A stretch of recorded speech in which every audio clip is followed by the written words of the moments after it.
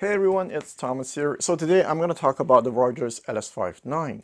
It's not going to be a long, detailed analysis of the speaker because I am not worthy to review this, and I'll explain that at the very end. So for those of you who don't know, Rogers, the company, was purchased by a holding company in 1993. And by 1998, all production was actually moved to China. And ever since then, I guess we don't hear much from Rogers. So 2019, the owner of the company agreed to move production back to England under the supervision of Andy, who was the key designer at Rogers when they were still making speakers in England. So the goal was to produce 3 speakers: the LS35A, the 15-ohm version, the matching sub, and the LS59, which I have here. They'll also be producing the E28 tube amplifier with audio note, and production will start this year in England. So when Jeff asked me, Thomas, would you be interested in checking these speakers out? I'm like, are you kidding me? Of course I'll be interested. So for the first batch of LS59, they only made 24 of them. Now what I have here is the 23rd one of that 24th, and it still kind of smells new. This one was made February 2020.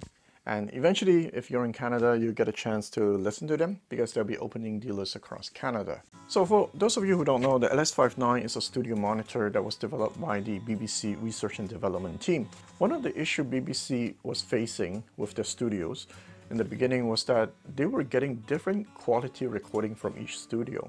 So to solve the problem, they had to standardize everything. They had to build a speaker that's used in all the studios. And when they developed that speaker, it was all about getting the vocal right. So that's why BBC monitors are fantastic for the mid-range. They're known for that. And they spend millions of pounds developing it.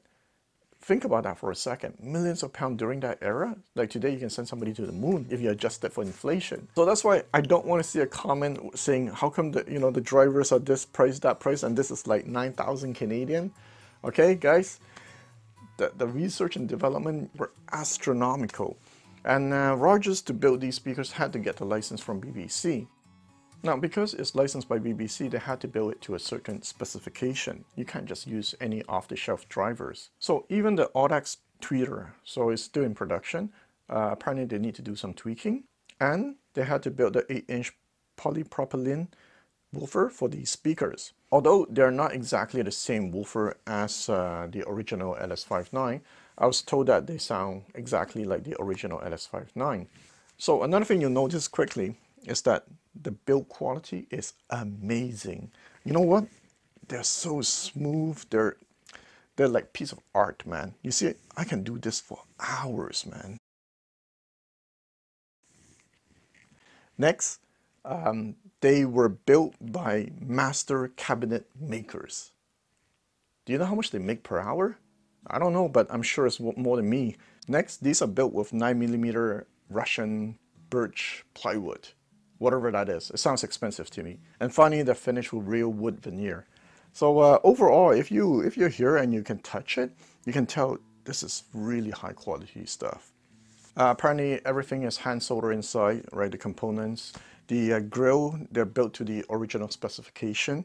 Apparently, this can last for 100 years, this grill.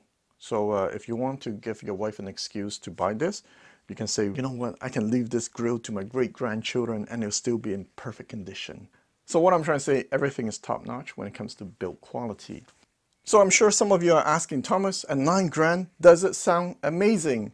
And to be honest, I don't really care. Because even before I brought it home, I say, wow, the chance of me having this in my room, that alone, I am satisfied. It's like me getting a chance to sit in this really old Mustang. I can lose in a drag race against a bicycle and I wouldn't care. Just the fact I get a chance to sit in it, right? This can sound like an AM radio, whatever. Having said that, they sound amazing. And for those of you who don't follow me, I've probably gone through 70 pairs of speakers and none of them sound like this. So let me explain.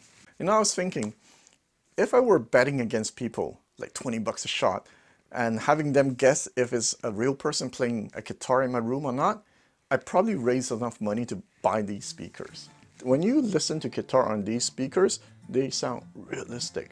Well, guitar is the last instrument that I heard like in real life because my brother plays the guitar. And Coincidentally, just before I got these speakers, I was following this YouTuber, and because she plays popular music with her guitar, so I would listen to it every single night for a while.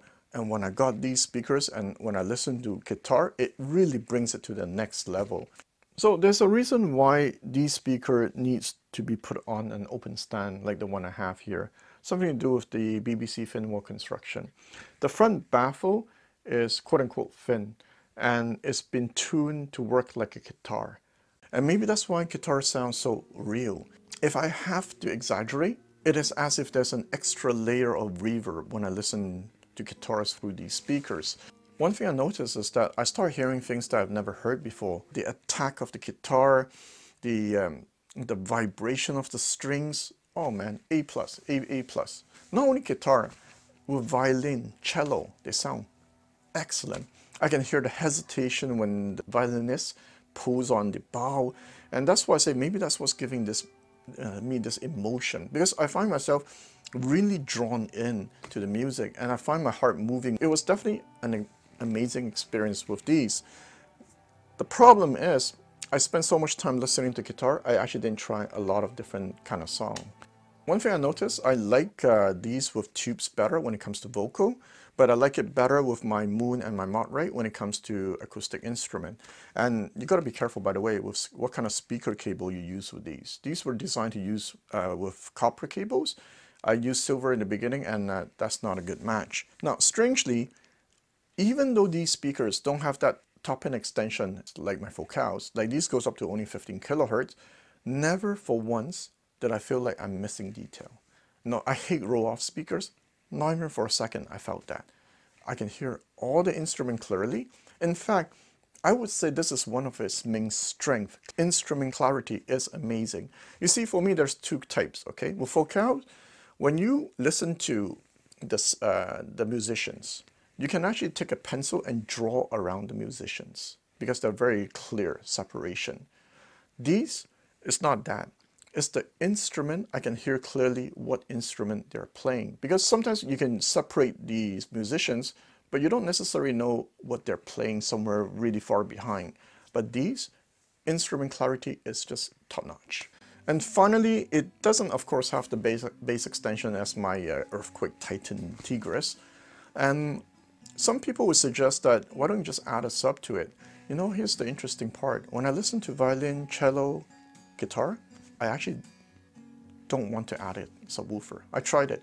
This reminds me of my experience with the Harb F30. I remember hearing it against the KEF R700. I also had it AB against the Monitor Audio, like the Silver series. It might not have the same treble extension, but I remember when I listened to both speakers, I really didn't care. The Harb F, the mid-range was so good that nothing else matters. And this is the kind of feeling I get with these speakers. I really don't care about the top end. I don't care about the bass. The mid-range really caught me.